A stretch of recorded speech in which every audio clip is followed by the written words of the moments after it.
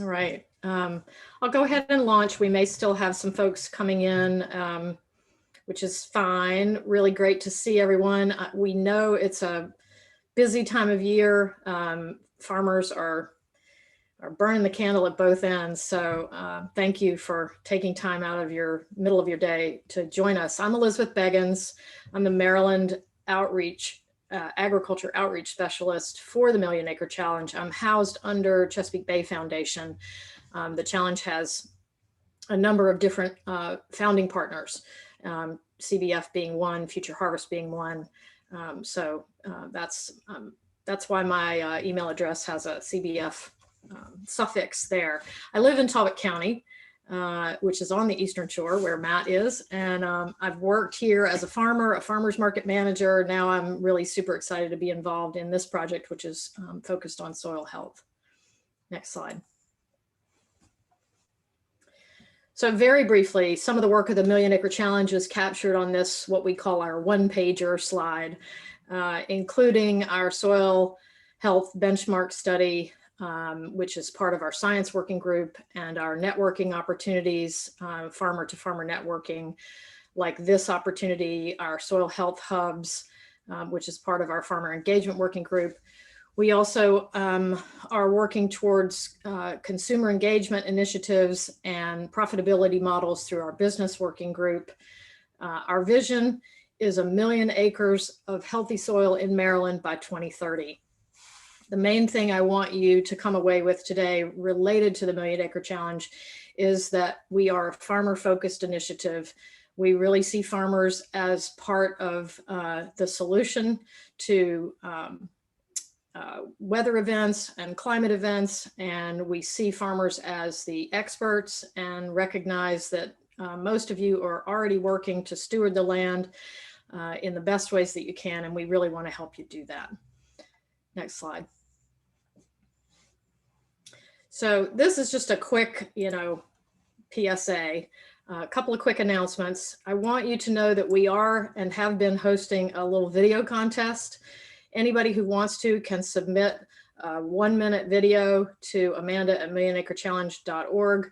You have a chance to win $50. It's not quality dependent, except that we are asking that you highlight your soil health management activities in this video. And the video that we're going to show later today is kind of a good example. There's also others on our YouTube page. We do encourage you to follow us on social media, and we'll try to do the same. So here's all of our different channels there. We'd love to engage with you there. These lunch and learns are going to continue through June, and then we may take a different format as the season at that point will be up and running in earnest. We also encourage cameras on if you're willing today, just because I think it helps us feel a little more like we're in the room together for real. And to that end, next slide, we're going to do a very quick poll. Those of you who've joined us for other lunch and learns have seen this before. It just gives us a chance to kind of get a sense of who's in the room. If you're a farm service provider, unless you're wearing 2 hats and also working as a farmer, you're probably not going to answer more than one of these, but just take a couple seconds and run through that poll, and we'll give you all a snapshot of who's here with us today.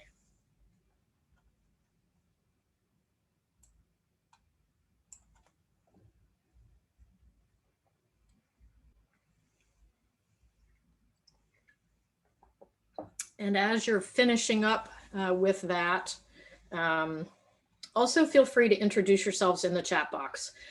It's the best that we can do to substitute for the handshake and the eye-to-eye contact. So don't be shy about making a little introduction happen there.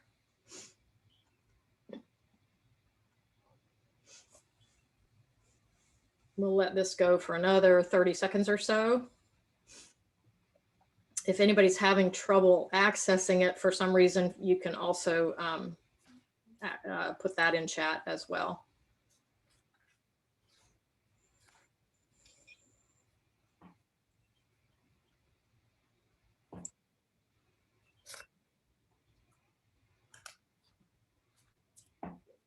Okay, looks like answers have kind of stopped coming in, although it's funny, every time one more person answers, there's a there's a shift in the percentages. Amanda, I think I can see them, so I'll go ahead and tell you guys what I'm seeing here. We've got a little more than half of us are farmers, 20% service providers, 50% other. I'm always curious about that. Feel free to tell us what the other is in chat. Most of the folks here, well, again, a little more than half are produce and specialty crop producers, with livestock coming in second. Grain for human consumption is last, and grain for animal consumption is third. So obviously some folks curious about getting involved and learning more about grain production here who aren't already doing it.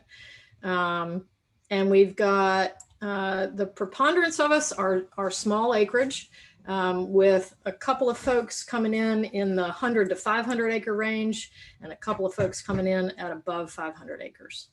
So that's great. I love that diversity, and that's really what the Million Acre Challenge is all about, is making sure that we're including all that, all the different production systems and scales in our conversations.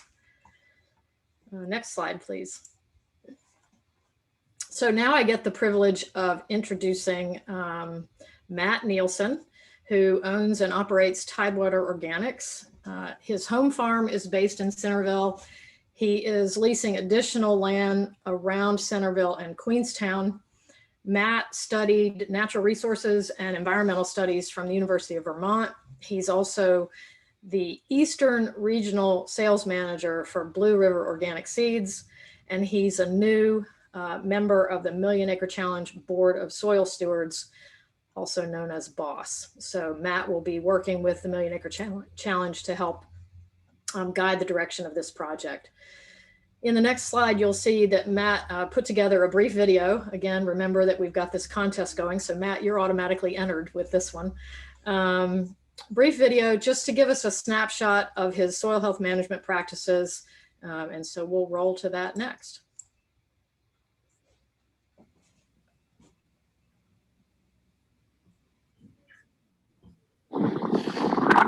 Hi, this is Matt Nielsen, Tidewater Organics in Centerville, Maryland.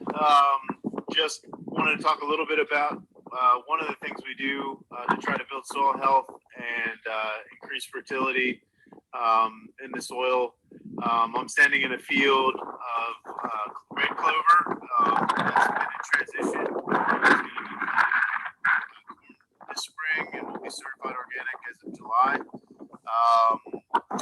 We had Sudan grass here 2 years ago in the spring, and then followed it with a cover crop of red clover, which you can see behind me, which has been in the field since then. And the stand is kind of just waking up now from the winter time. So we'll be putting some manure down on this field, as well as just letting this clover flower one last time before we go ahead and terminate it for the corn. Through this transition period, the soil's been armored, and it's just a nice way to transition and hopefully set us up for a good crop this year. Thanks.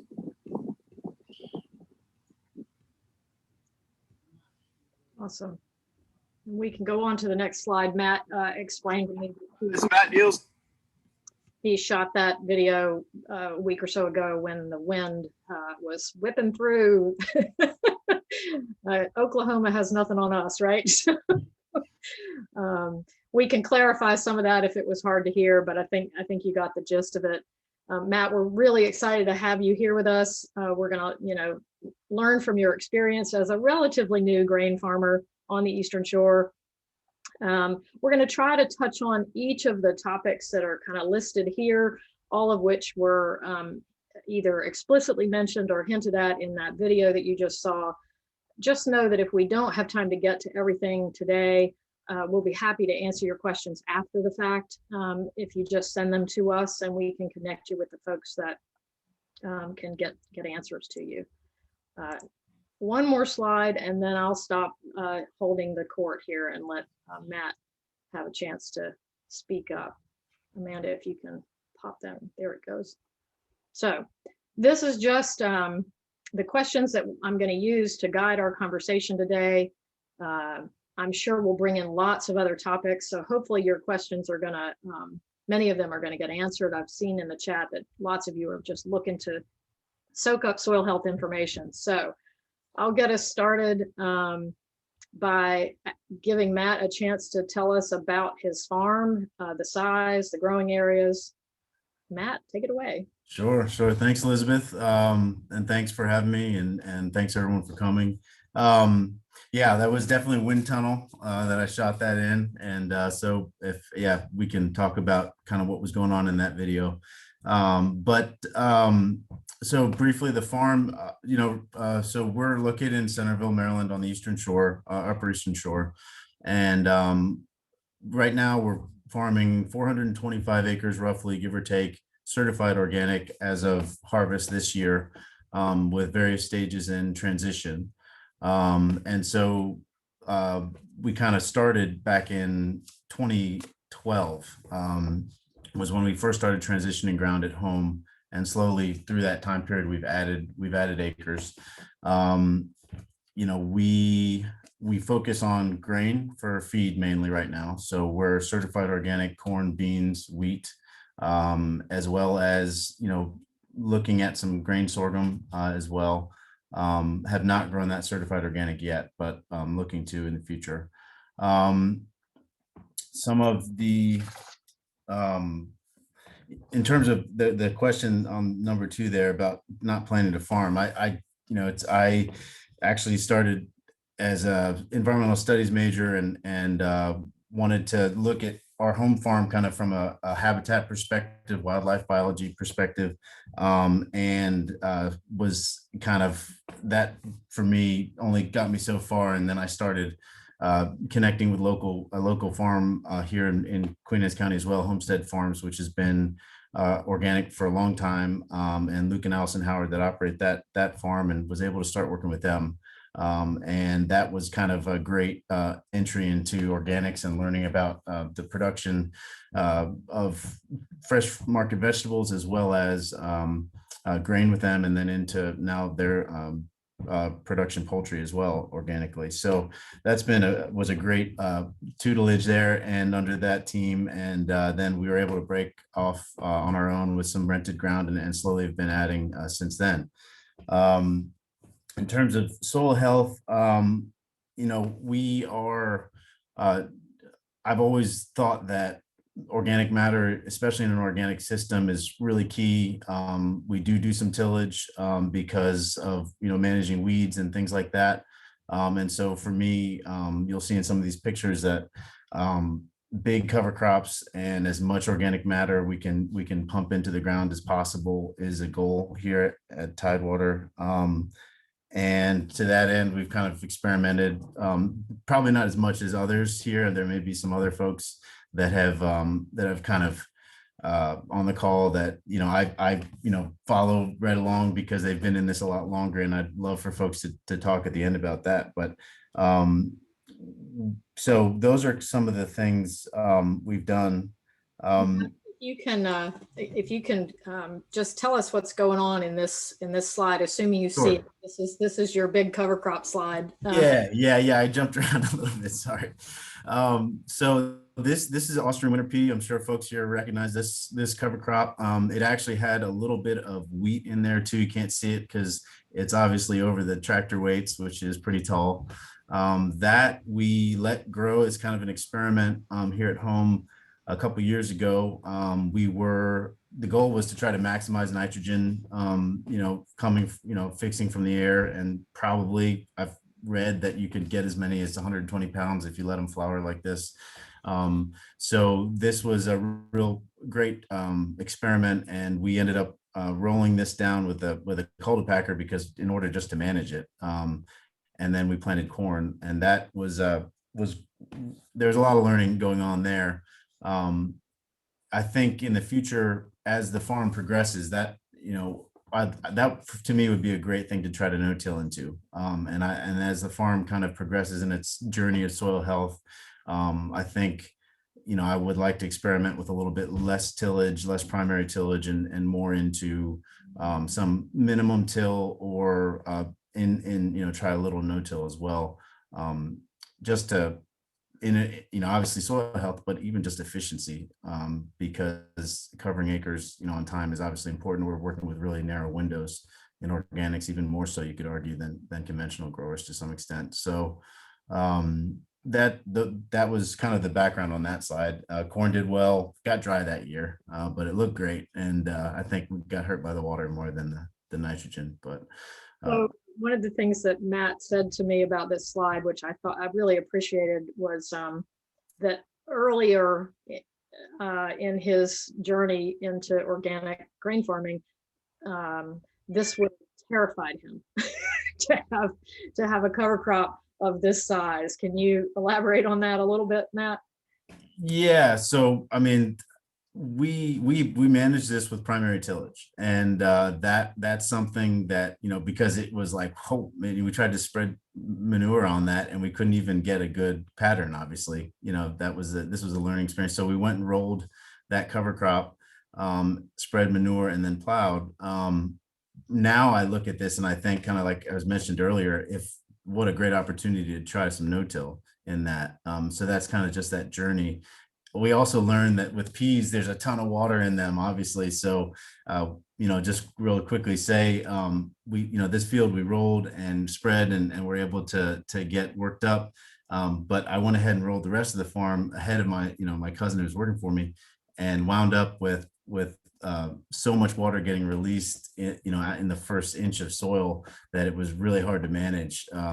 And so that was a learning experience, and a side note. But yeah, so playing around with cover crops, you learn a lot, and I think they offer a lot of opportunities. And so this slide was kind of more getting into where I'd like to be in the future. This is what was a strategy that we used to transition some ground that will be organic this year. And this, we were able to utilize an NRCS program that's a cover crop, 1-year cover crop program with NRCS, and they want a spring planted, kind of spring summer planted species, as well as a legume potentially in the fall. And so here we're no-tilling in Sudan grass into a wheat field, and what we did there is let it grow up, and mowed it a couple times. So we had really nice organic matter there. You can see that's the Sudan grass on the right, after a couple mowings that summer. So this was in 2019, in the spring. And then went through, just at one time, just to kind of integrate and fold that organic matter in. And then we spread a red clover over that and packed it one time. And that red clover this is the field that I was in the video. And so you can see kind of the transition. And so the red clover went down, we packed that in, and that actually, as a perennial, was able to survive through the summer last year. Thankfully, it wasn't too dry, and we just kept clipping it. And now we've got, pretty strong standard red clover.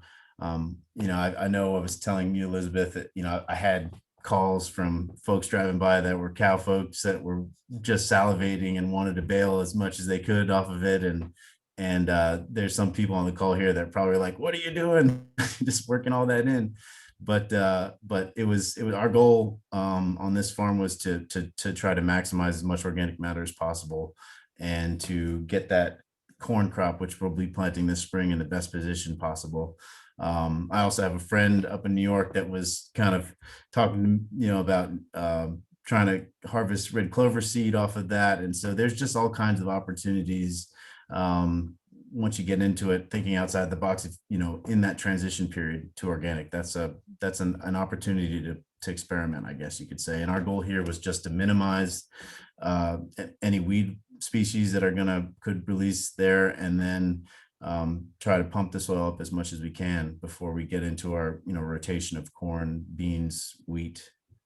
And so that's kind of the goal there. And on rotation for you, just to clarify, because I know it took me a little bit to get my head around this. Yep. You start with a piece of land, and you knew you were going to transition it to organic. So just talk to us kind of step by step. This will just be kind of a reiteration of some of what you've just said, but you Sure. know. Yep. Year, T1, as some people say, we drilled, no-till drilled in this Sudan grass. And then we managed this Sudan grass in the spring and the summer of 2019. We ended up, then we planted the clover in the fall of 19. And we had red clover growing through the fall and all last year up until this point. And then, this year we'll be planting corn. And then as of the last prohibited substance application on this field, which was the previous was in 18, that would give us the time that we need to transition, which is a 3-year calendar period. And that will hopefully kind of steward us through that time in a manner that is, hopefully promoting soil health and also, actually, to be honest with you, some, kind of low maintenance, which is great. So we're doing right by the ground and hopefully, taking a little pressure off of us as we focus on our certified acres and moving along like that. And this slide, you're just mowing the clover, correct? Right. As I said, I mean, this obviously you could bale this. I mean, there's all kinds of opportunities. Our goal there on this farm and our partnership with the landowner was really to just try to put as much organic matter back in as we can, seeing as we will be obviously using some of that in the next 2 to 3 years in that rotation.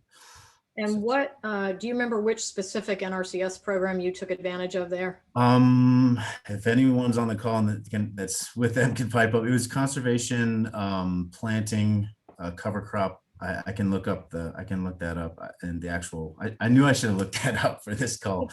I don't know them as well as I should Yes. either. Somebody else is welcome to chime in. Yep. Was it a CRP? No, it's just a 1-year contract, conservation with NRCS as a cover crop program. It's nice because in Maryland, with the Maryland State program, which is awesome, and as I travel, across the country with Blue River, I've got customers and friends and growers that are just, salivating over the fact that we're so fortunate we get paid, to do this, and they're trying to pencil it in and see how they can take advantage of all these benefits, and not have it, and work it into their budget. But so that program was just that 1-year contract, and the Maryland State program, you really can't utilize, you can't get coverage if you're not following a production crop. And so, seeing as we were not in this case, that was a good thing to take advantage of. So, and your process there was, did you go directly to NRCS? Did you get recommended to call them? Yeah, that would be just, go to your local office, soil conservation district. The money and that, is allocated to each county, district or office, change it, is different county to county from what I understand. And so that's something to look at. But yeah, contact your local NRCS agent and or FSA office, and they'll get you some information on that. So you're kind of running a typical rotation, but you have a small grain in the rotation because of the. So this is a very tidy looking soybean. Yep. This is an organic bean field that we had year before last, on this field. And here, the reason I wanted to include this slide was because as the farm kind of matures and as I try to be a little more progressive every year, and there's plenty of neighbors here that are doing organic that are doing a lot more than me, I should say. What we are looking at here is a no-till cultivator, and that's a piece of equipment that I was able to purchase 2 years ago. And that is going to allow me, as we start to do a little more no-till, to feel comfortable to get in. And what's happening there is there's a coulter in front of that main shank there that will allow the shares to get underneath any kind of residue or be able to handle the residue. And so that's something that, in the clover field, there's a section there that we're going to do no-till corn in. A little nervous because we don't have all the pieces of equipment that would be great to have, like a burner, or now out of Missouri, there's a great company called Weed Zapper, and they've developed a electro weeder, which is older technology, has been around about 40 years or so, but is now, has really been updated. And there's been a couple organic growers here locally that have them, and it's really opened up a lot of opportunities for folks to feel like they can take the risk in no-till organic, because obviously weeds are, weeds and a solid fertility, timely fertility applications would be, I think, are some of our tough spots in organic. I mean, we've got great genetics we're working with, but beyond that, it's all the other things that people think about with organic. So this picture is, just wanted to throw this in here. This is a cornfield that we had last year. It's actually in the same field that previous picture with the beans is in. And this is a 116-day corn that we planted. And I just wanted to put it here because this is something that you see a lot around the shore, but in organics, I'm really serious about getting cover crop in every acre. Last year, flying things on was really key because of the wet weather we had. And so I do a lot of aerial application, and we're fortunate here in this area because we have so many great folks to work with on that side of things, and it's very normal. And there's obviously other areas of the country that just don't have the opportunity of aerial application. But I have seen some drones out there working a couple times as I've traveled around, which has been great. But this is a rye and radish kind of double species cover crop, and that's just there to try to help us kind of achieve our soil health goals. Matt, let me ask you a question. Do you feel like the organic growers on the shore are able to support each other and network in any particular way, or do you feel like you're kind of having to figure it all out on your own, or some of each?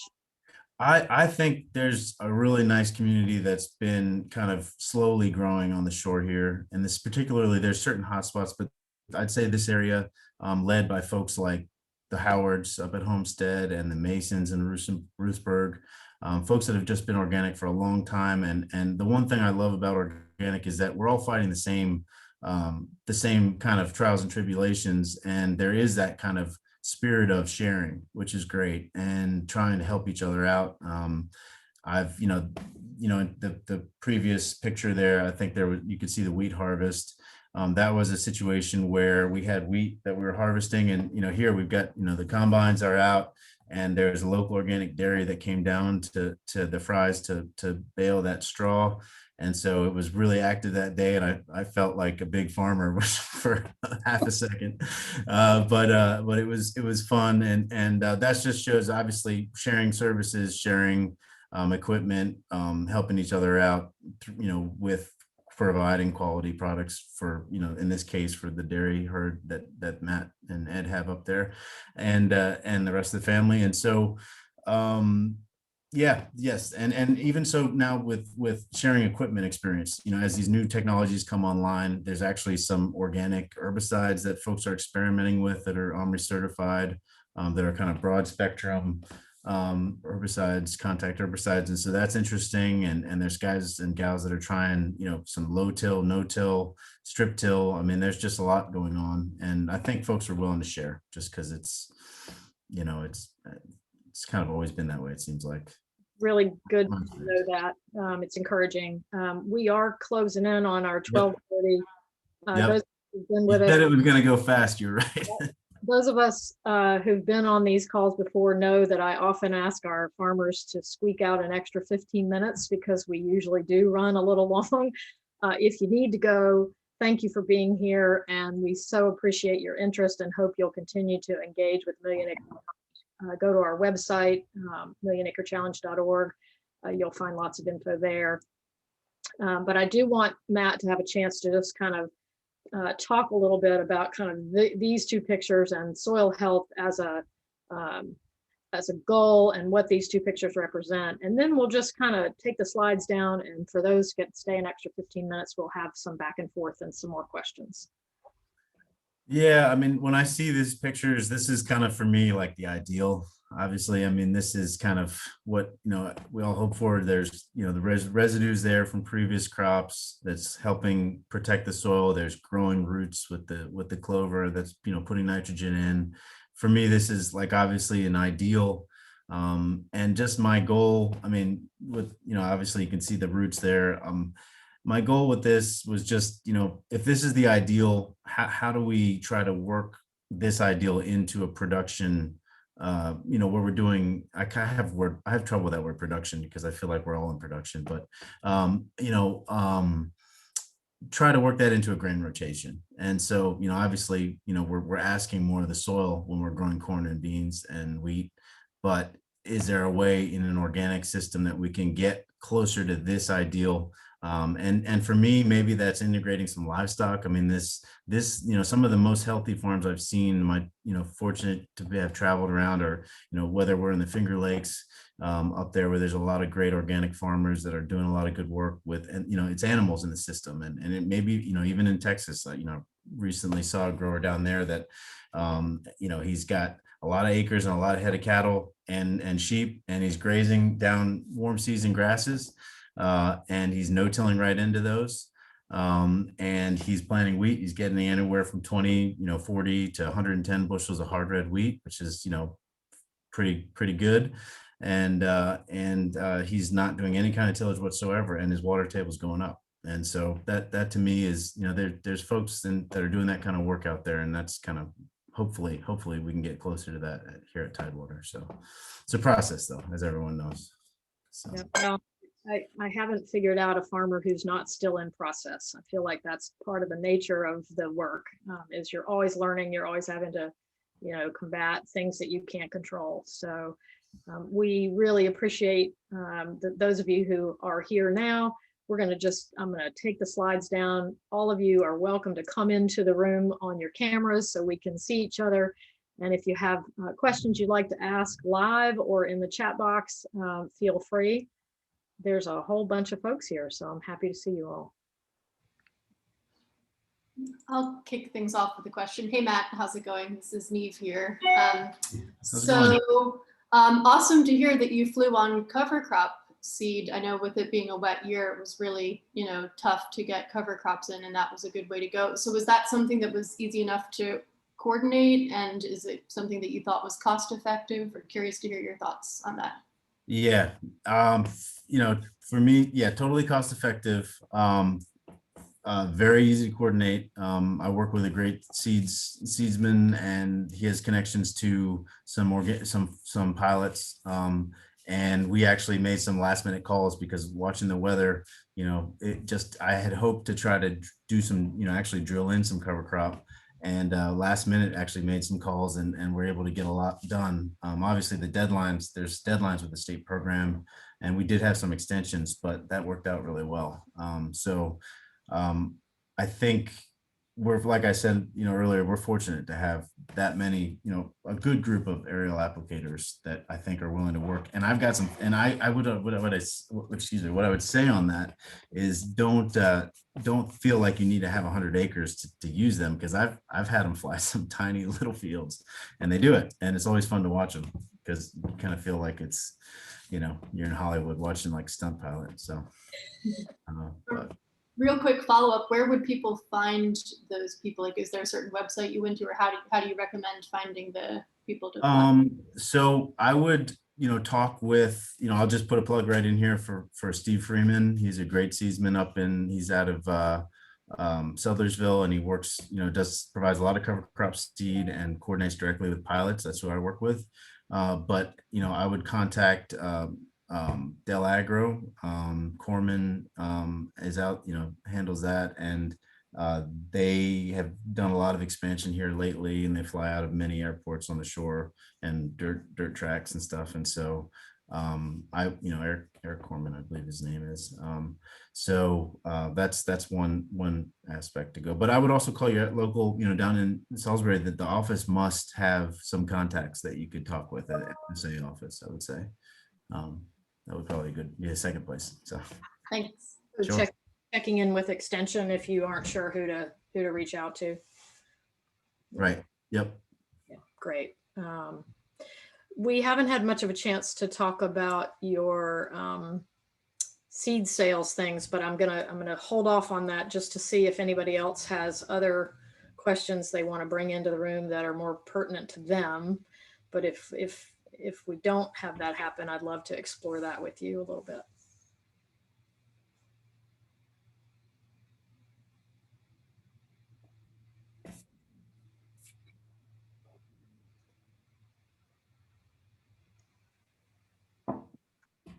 Right. Looks like your seed adventures is up. And I know, and you've mentioned it already, that this has given you a chance to see some pretty wonderful operations around the country. So if you want to highlight any of those, you're welcome to. Yeah, I mean, I guess I touched on it briefly earlier, but the grower there in Texas, his name's Chris Grotejute, and I felt like when I was sitting with him, like I could, this guy should be on the next Kiss the Earth movie or something like that. I mean, the next one. He's doing some really interesting things. Like I said, he's seeded his whole farm to back to the warm season grasses, the native grasses. And that, I should preface this by, that area obviously is very dry. They rely on irrigation, but he's done that. And then he's integrated his cattle. Obviously, they have a ton of cows there and everything else. And so he's really doing that regenerative kind of work on a large scale, and he's able to get so efficient that he's farming. I know he owns 11,000 acres, and the good portion of that is tillable under pivot, and he's farming that with 3 people, 1 tractor. And that's just, for me, that's kind of just eye-opening in such a big way. And obviously that environment is so dry that they can handle, we have so much more growth. I mean, look outside, it's, but that doesn't mean we can't get somewhere close to that ideal, but just in a different design.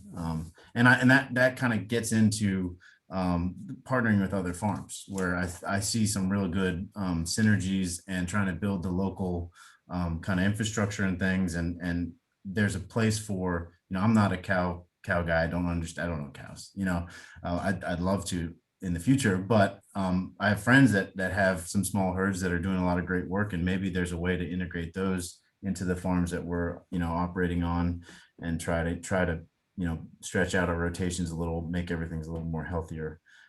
So those are the things that, I'm trying to think of some other folks. I mean, even people here like Aaron Cooper, that's local here, has been just experimenting a ton. I know, a lot of folks on the call probably know Aaron, and he's doing some really interesting work, and always has been, as well as working in food grade grain and everything, or feed, food grade. But that's kind of, that's where we're hoping to go. We do have some food grade wheat this year that we're hoping, we can get to market if everything goes well. And so kind of we're slowly moving in that direction too. So That's yeah. great. Yeah, thank you.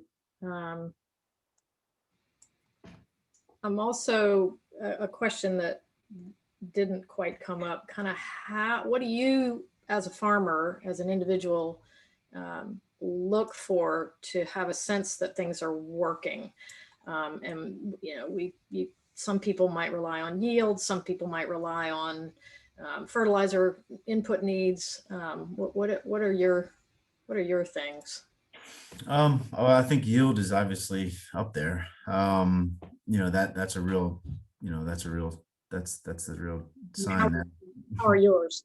But then I would say also weed pressure. I mean, we've had, at home last year, that's the longest organic that we've operated, longest certified organic ground. You would think it's actually would have more weeds and more pressure, but actually we've slowly seen that slowly come down, and our yields have gone up over time. And so you know, that's not to say we haven't had disasters. I mean, we've had some, you know, every picture on my Instagram is like the perfect picture. I should start putting up the disasters to be realistic.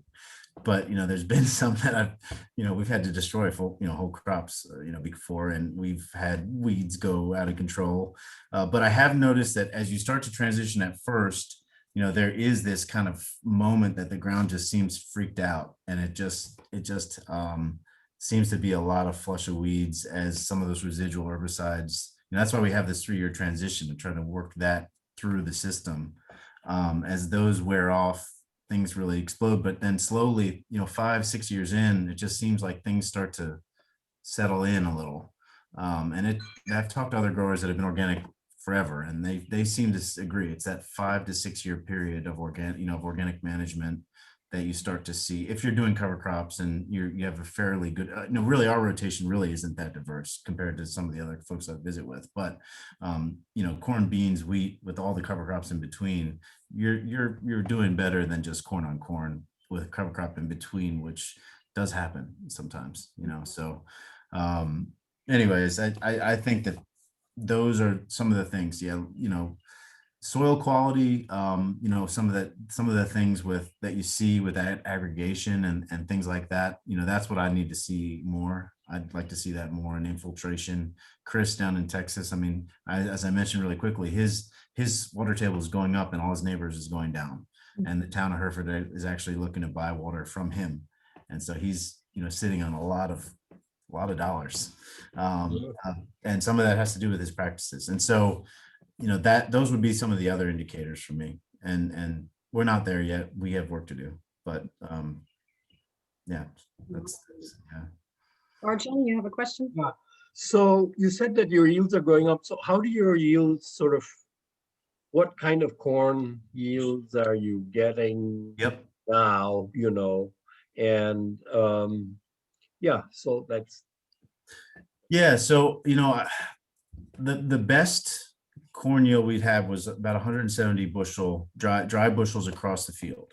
Now that I'll preface that was the best, and that was coming out of sod, which is very obviously that's where your rotation comes in, and that's hopefully where we'll be, with the field, that was in clover for a year and a half. I would consider that a type of sod, even though it's not alfalfa.